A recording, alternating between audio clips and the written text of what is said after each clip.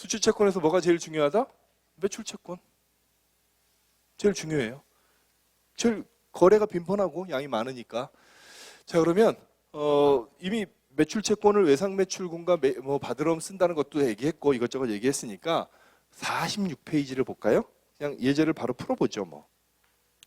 자, 12월 1일 날 20만 원의 상품을 종로 상사의 외상으로 판매했습니다. 거래가 발생했냐? 네. 회계 처리해야 되냐? 예. 회계 처리할 때 어떤 계정 과목을 먼저 찾아요? 현금이 들어오고 나갔는지. 안타깝게도 안 들어왔어요? 그럴 때 어떻게 한다고 그랬어요? 들어왔다면 혹은 나갔다면, 이 경우는 물건을 팔았기 때문에 현금이 들어왔었어야 하는 상황이죠. 그래서 왼쪽 차변에 20만 원 적어요. 그런데 현금을 받았으면 현금 이렇게 적는데 못 받았으니까 뭐가 돼요? 채권이 적혀요. 자, 이 경우는 외상매출금과 받으러옴을 구별할 계획인 거예요. 일단은 외상이니까 외상매출금, 그리고 오른쪽 대변에 매출이라는 수익 계정을 적어줍니다. 오케이? 자, 그 다음 12월 10일 상품 40만 원을 매출하고 30만 원은 수표를 받았고 나머지는 1개월 뒤에 받기로 했어요. 이게 무슨 얘기예요? 그대로예요. 걔가 지금 그 수표가 있었나 봐요. 근데 40만 원 다 수표를 좀 부도나나 봐. 30만 원만 받은 거예요. 자, 일단 현금이 들어왔었어야 하는 거래이기 때문에 왼쪽에다 40을 적을 건데요. 수표를 받은 건 현금으로 기록합니다. 왜 그러냐고요? 얘기했죠. 수표는 타임 발행 수표는 통화 대용 증권으로서 회계에서 쓰는 계정 과목은 현금이라고 그랬죠. 현금. 그리고 못 받은 건 외상 매출금. 상대 계정은 매출 40만 원 그렇습니다. 알겠죠? 12월 20일 날 종로 상사에 아까 그 20만 원 외상으로 받은 거 12월 20일이 됐는데도 얘가 이건 20일이네요. 20일이 됐는데도 연락이 좀 전화했더니 자꾸 사장이 말이 좀 바뀌어. 뭐 다음 주에 준다고 그랬다가 조금 기다려달라고 그랬다가 불안해. 그래서 가서 얘기한 거죠. 사장님 불안합니다. 이거 못 받으면 저 잘려요. 각서라도 하나 써주세요. 그래? 써줄게. 어음 써줄게. 그래서 어음을 받아온 거예요. 이제 우리는 조금 든든해졌어요. 그래서 외상매출금을 줄여주고 받으러옴을 늘려준 겁니다. 다시 한번 얘기하지만 수업 목적으로 시험 문제를 푼다 그러면 이 분계는 있다 없다? 없다. 왜? 둘 다 매출 채권이니까. 그런데 우리가 지금 공부하는 단계에서는 같이 공부하고 간다는 거예요. 되시겠죠? 자, 그러면 이건 쉬우니까 조금 넘어가고 어음 공부를 좀 해볼게요. 어음. 아까 수표 얘기할 때랑 비슷한 걸 칠판에 사실은 똑같은 걸 그려놓은 건데요. 수표는 뭐예요? 내가 당좌예금에다 돈을 넣어놓고 나중에 너 찾아가 이렇게 얘기한 거죠. 그건 다소 편의에 의한 건데요. 어음은 지금 돈이 없는 경우에도 발행하는 거예요. 어음은 약속이에요. 그래서 어음의 명칭 자체가 약속 어음이에요. 어음의 발행인이 일정한 일자, 만기일에 수취인에게 일정한 금액을 지급할 것을 약속한 증서예요. 그러니까 뭐 정의는 복잡한데 그냥 각서에 각서. 근데 여기에 아까 수표랑 사실은 정의가 비슷한 건데 하나만 틀려요. 만기가 있어요. 만기. 수표는 사실 제가 여러분하고 만기라는 표현 안 썼죠. 수표는 그냥 가서 찾으면 돼요. 적지는 말고 혹시 이런 단어 좋아하시면 들으세요. 수표는 일남 출급식이에요. 일남, 남은 열남이거든요. 적고 싶죠. 안 돼, 적지 마. 이렇게 보면 주는 거예요. 수표는 그러니까 만기가 없어요. 그냥 딱 현찰박치기예요. 근데 어음은 3개월, 6개월 이런 게 있어요. 과거에 우리나라가 중소기업, 그러니까 대기업에 뭐 횡포가 심하고 이럴 때는 막 1년짜리, 2년짜리 줬다고들 해요. 지금은 법에서 정한 것 같은데 법에서 있지 않나요? 어음 몇 달 이상 하면 안 되는 거. 그런 거 있어요. 그래서 요즘은 그렇게 긴 거 잘 못 봤던 것 같아요. 어쨌든 만기가 있습니다. 내용은 같아요. 어음 발행인이 자기의 거래액으로부터 어음책 모양은 똑같이 생겼어요. 이렇게 생겨가지고 이거를 써줘요. 뭐 3억 그 다음에 4월 7일 날 줄게 사인 쫙 이렇게 해요. 그 어음을 얘한테 줘.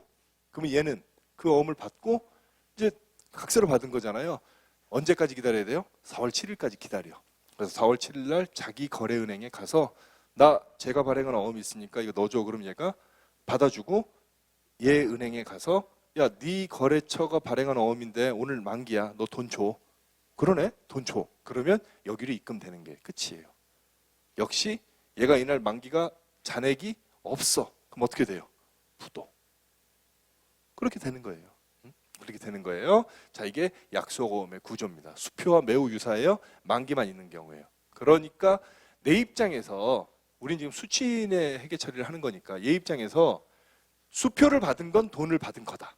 왜? 언제든지 바꿀 수 있으니까. 그런데 어음을 받은 건 여전히 못 받은 거고 매출 채권이다.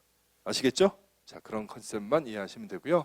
여러분 교재 아마 어음의 모양이 47페이지에 제시되어 있을 거예요. 역시 뭐 아까 수표처럼 아주 실제 모양하고는 조금 틀려요. 실제 모양은 좀 틀린데 구경하는 차원에서 이렇게 보시고요. 날짜가 있다는 거, 금액이 있다는 거 그런 것만 아시면 될 것 같습니다. 예.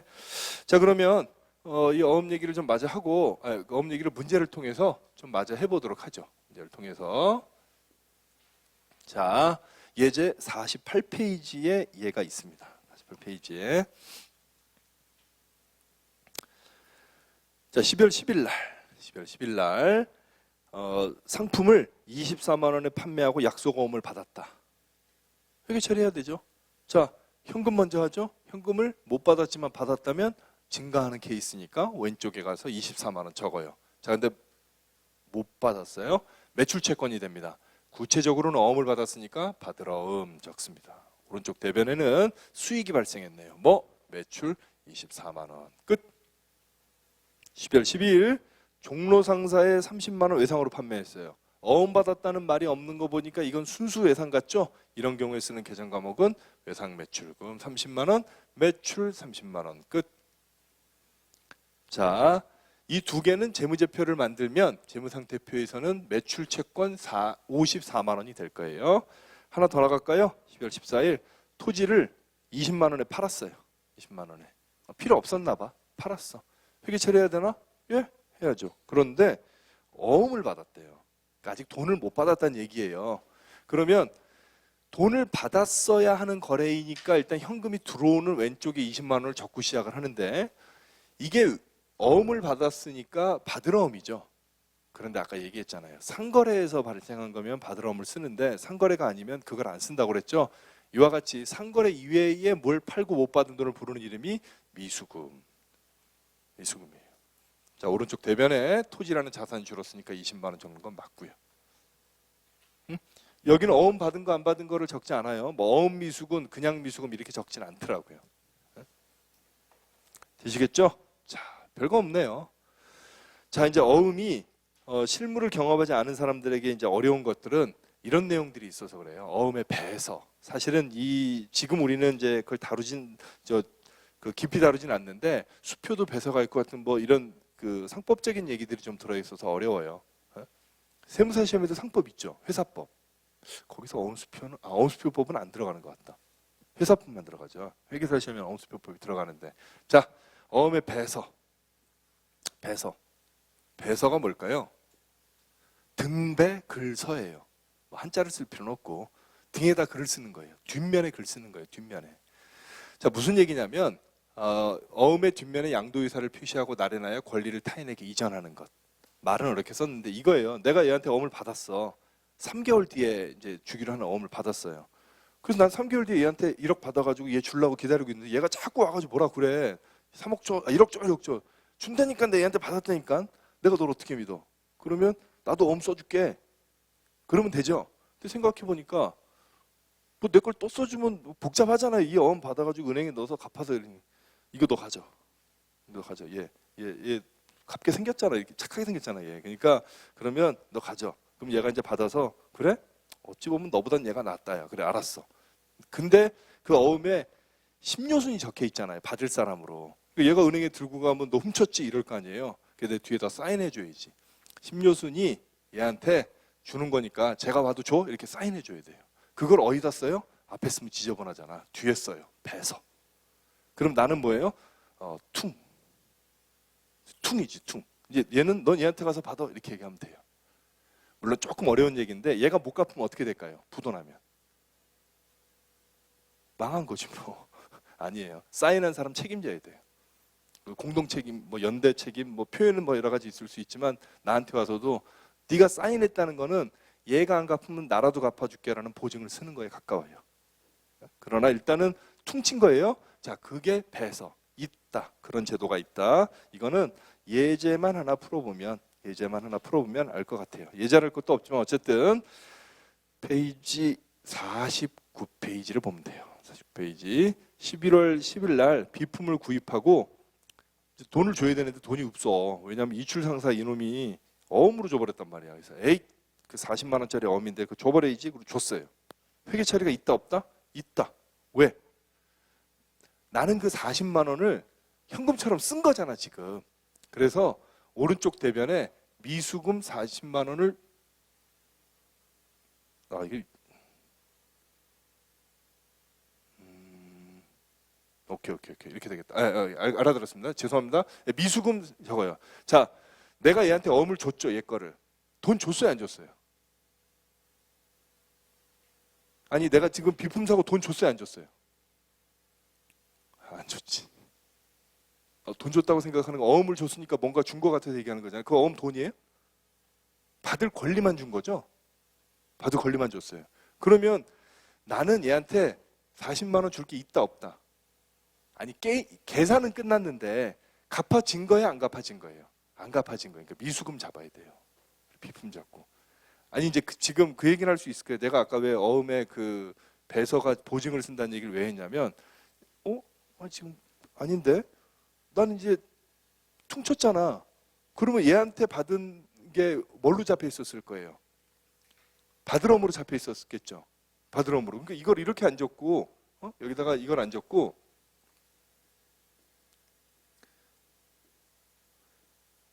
받으럼 적을 수도 있겠네. 그죠?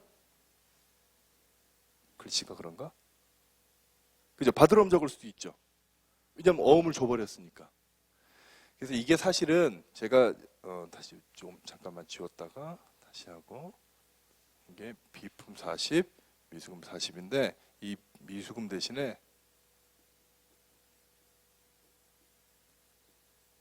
받으럼 적을 수도 있어요. 여러분 교재는 뭐가 적혀 있어요? 받으럼이 적혀 있어요. 뭐가 더 마음에 들어요? 뭐가 더 이해가 쉬워요? 받으럼 이해가 쉬워요? 그럼 그걸로 하지 뭐. 말장난이 아니라 여기서는 그걸 다루고 있지는 않는데 이게 그 상환 청구권이 있냐 없냐에 따라 틀려져요. 제가 아까 배서하면은 내가 보증 쓴다고 그랬잖아요.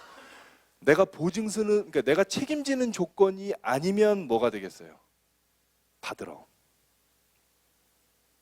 여기서 이 책을 쓰면서는 이런 것까지 설명하면 필요가 없다고 그래서 안 적었는데 막상 강의를 준비하다 보니까 적어야겠더라고. 무슨 얘기냐면 자, 내가 보증이 없어.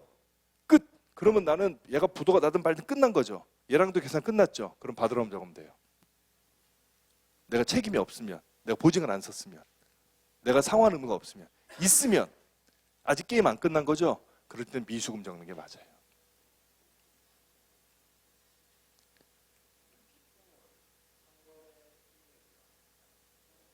상거래 이외지. 여기서 상거래라고 하는 건 내가 판매 목적으로 사는 것만 상거래예요.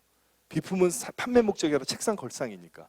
판매 목적 책상이면 상품이 돼야 돼요.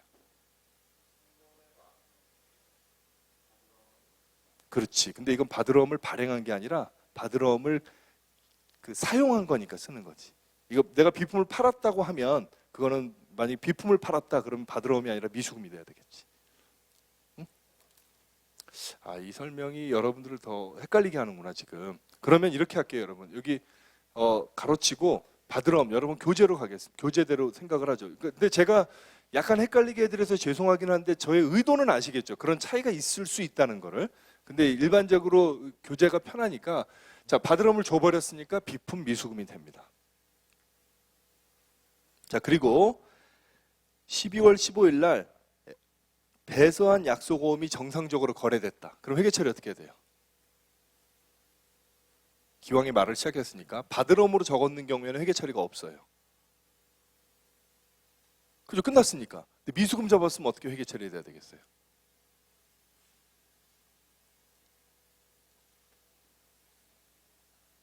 미수금 40 받으러움 40 이렇게 됩니다. 되겠어요? 조금 어려웠어요, 여러분. 제가 지금 약간 설명을 하면서도 이거 하지 말 걸 그 생각이 들긴 드네. 근데 어쨌든 저는 뭐 풍성하게 가르쳐 드리다 보니까 이렇게 됐어요. 여러분 교재대로 따라가면 바드럼 적었으면 여기 회계 처리 없어요. 근데 미수금을 적었다면 내가 만약에 책임질 일이 있어서 나는 아직 그걸 갚아진 걸로 안 봤다면 이날 퉁쳐진 날 회계 처리를 해줘야 된다는 거예요. 자, 마지막으로 그 이출 상사라는 회사로부터 받았던 약소금 50만 원이 만기일에 추심이 되어서 만 원을 차감한 49만 원이 보통 예금으로 입금되었다. 자, 이출 상사로부터 받았던 약소금 50만 원이 만기일에 추심이 돼서 받았다. 이게 무슨 얘기냐면 이건 아니 잘못 적었네. 이건 받으러 맞는데.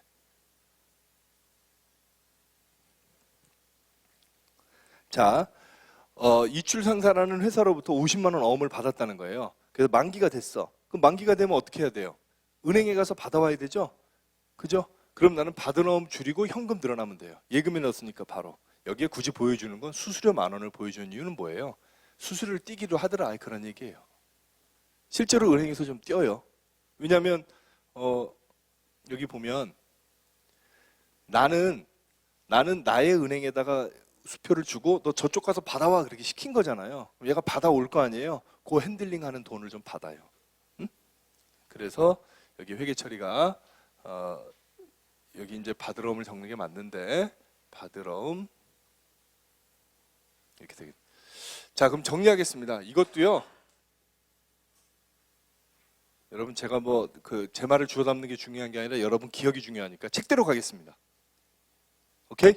책대로 가고요. 제가 아까 했던 얘기는 그럴 수도 있겠네. 그러고 맙시다. 그게 낫겠죠? 우리 할 것도 많은데. 자, 책대로 가요. 자, 다시 정리하겠습니다. 혼란 드려서 죄송한데요. 비품 사고 받으러움 줬으니까 받으러움 까면 됩니다. 그게 제대로 결제됐으니까 회계 처리 없고요. 그다음에 받으러움 은행에다 갖다 주고 예금으로 받았는데 수수료 발생하는 경우에는 이렇게 되겠네요. 받으러움은 50만 원 줄었으나 예금은 49만 원 늘어나고 만 원은 얘네가 자동으로 빼갔다 수수료. 끝. 됐죠? 그게 차라리 심플하겠습니다. 예.